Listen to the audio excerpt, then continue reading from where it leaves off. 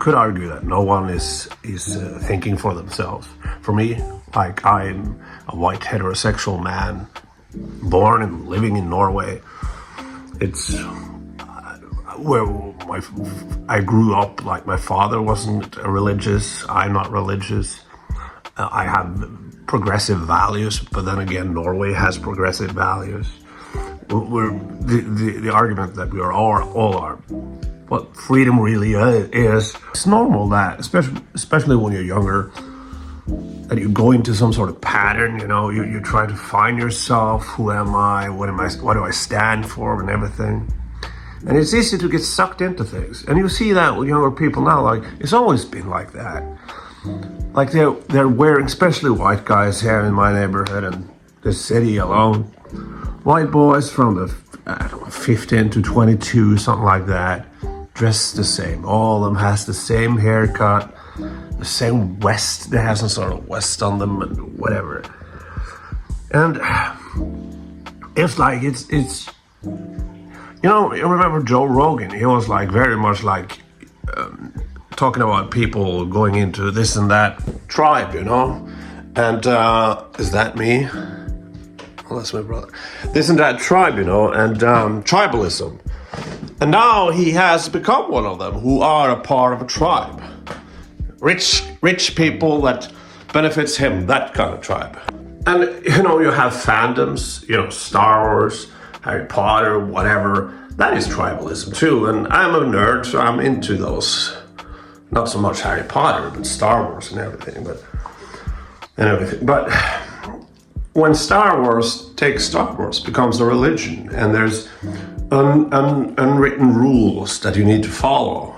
When I criticized the prequels, it was like, no, you can't criticize the prequels. We like the prequels now. And I was like, really? So that's how you think that we're supposed to like this now? So you can't criticize them. Aren't you part of the... you got to be part of this. You got to be a part of this cult. That when we say go left, you go left. When you say go right, you go right. And we're gonna come with cheap insults and call it this, call it that, just because you disagree with us on Star Wars. And yeah, but you know what? I want to talk about politics in America. I've done that to death, and it's the same thing. But I won't talk about it. But remember that. Think that how much are we... That's why I ask people, who are you when you put your head down on your pillow? When you're gonna sleep, when you go to sleep and you put your head down on a pillow, it's dark and you're supposed to go to sleep. Me as a person with problems sleeping, the head on a pillow can be pretty brutal sometimes, because then all the thoughts come, And that is why I often ask people, who are you when you put your head on the pillow? Because then you're not a part of a tribe anymore. You're not a part of anything. The only mission you have is to sleep. And if you don't sleep, you start thinking. And that is when you're most vulnerable.